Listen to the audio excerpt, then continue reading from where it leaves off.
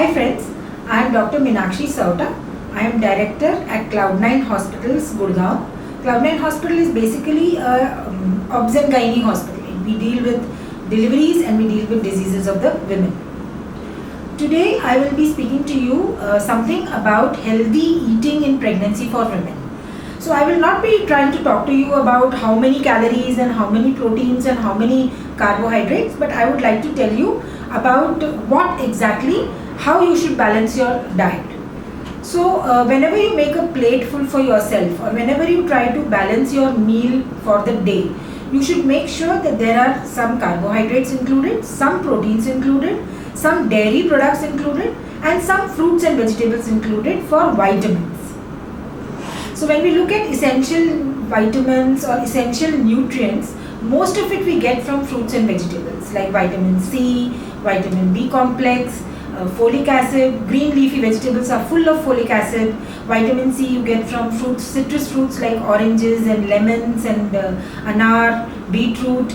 So try to make sure that you add a little bit of all this in your diet whenever you plan your diet.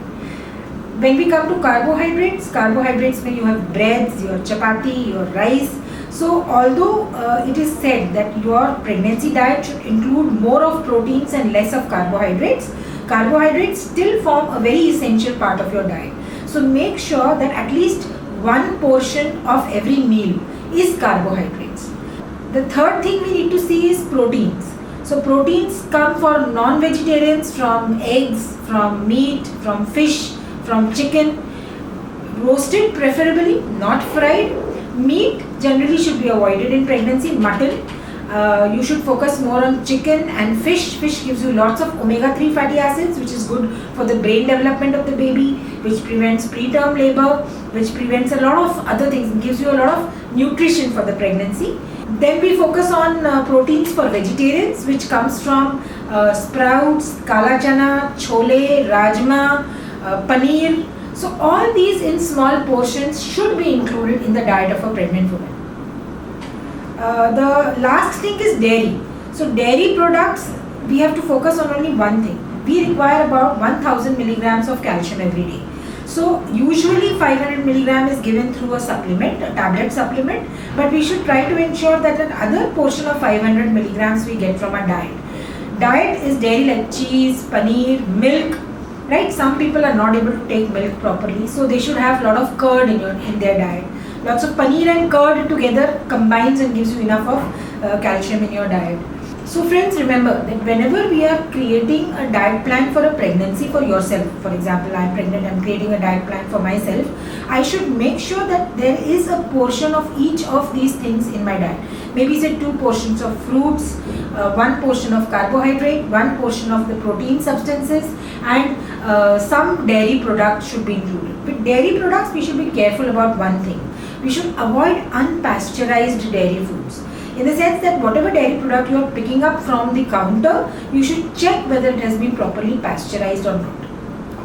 One question that I am asked very frequently by patients is that what all should we avoid eating in pregnancy?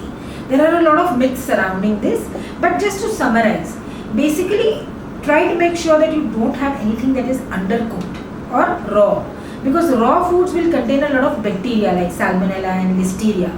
So even if you are having sprouts, you should make sure that your sprouts are at least steamed and cooked. Your other things that you should be avoiding in pregnancy are fruits like papaya, pineapple, vegetables like jackfruit. All these 3 fruits basically contain a bromelain kind substance which might induce contractions or which might induce you going to a preterm labor. Now there are people who say that papaya is safe, why should we have papaya? Basically it is a raw foods, or raw papaya, raw pineapple or a raw jackfruit that might cause trouble. But it depends on your sensitivity. You may be very sensitive to the bromelain in the pineapple, and even a ripe pineapple might induce contractions. So we generally blanketly say that you avoid these 3 fruits in pregnancy. Then another thing that we avoid in pregnancy is monosodium glutamate, which comes as Ajinomoto, which is there in your Maggi noodles or your pizzas or your Chinese food. So this monosodium glutamate is teratogenic, means it damages your fetus. So these kind of foods should be completely avoided in pregnancy. So even when you're going to a restaurant and somebody says that no, there is no monosodium glutamate in this, they're probably lying. So be very careful when you pick up foods which might contain monosodium glutamate. There are a lot of questions that are asked about caffeine, whether we can have coffee and tea. So yes, coffee and tea up to 1 or 2 cups in a day is safe, but don't make a habit of it. Lots of people, literally live on black coffee. That is bad. Caffeine causes intrauterine growth retardation in the fetus. So be very careful about the amount of caffeine that you consume. Alcohol, of course, is a complete no-no. Smoking is a complete no-no. And your colas or your drinks with your carbonated drinks, they are a complete no-no because they really harm your fetus. There are a few myths that people generally, that surround the eating of pregnancy. And a few of them I would like to discuss here. Some people say that when you are pregnant, you should be actually eating for 2 people. No, there is no need to eat for 2 people. Your baby is very small. Your baby can take enough nutrition from your body. It is only when you reach the 3rd trimester of pregnancy and the baby actually needs that growth spurt that we say that we should increase the calories in your diet by about 300 calories. Not more than that. So don't overeat in pregnancy. People use it as an excuse to eat and eat and eat, but please don't do that because you will gain all that extra weight which will be very difficult to lose later on. The other myth surrounding pregnancy is that skipping breakfast is better idea, or having just one breakfast, one lunch and one dinner is a good idea. No, in pregnancy you should divide or space your meals so that you're having small meals more frequently. See, the pregnancy is a growing tummy, so it's pushing against your stomach, so your stomach might get full very soon. And if you overeat or if you have a full meal, you are going to feel very uneasy, very nauseous, very gaseous.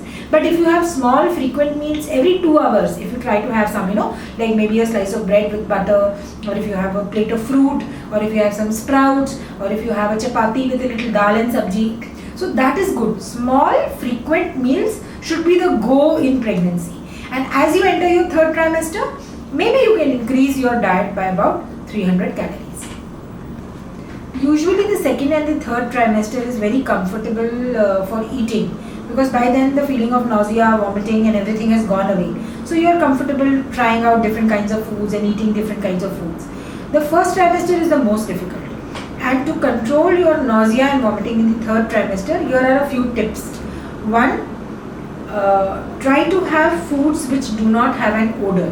So remember, in the 1st trimester of pregnancy, any kind of strong odor will stimulate the feeling of nausea. So try to have foods that don't have an odor, like maybe an idli or a slice of bread or a dalia or a khichdi, which does not have a tadka or a chonka or something like that as we call it. So these foods will better go in. The 2nd, focus on dry foods. So if you try to have dal, patli dal or something like that, that will irritate you more. But if you try to have a sabji and a roti, that probably will go in and stay in. Fluid intake in the first 3 months of pregnancy is very important because you may feel nausea and you may be vomiting also. So try to take foods which have electrolytes in them, like your thyme or maybe lemon water with a little bit of salt in it, or just electrol solution. So, and don't take a glass full of water in one go. A glass full of water in one go is going to irritate your stomach and is going to throw up. So try to have sips of fluid throughout the day, like a school child with a bottle around the neck. So you can put a bottle of fluid around your neck and just sip on it for the whole day. So that will not only keep up your fluid intake in the first 3 months of pregnancy, but will also not stimulate the nausea and vomiting.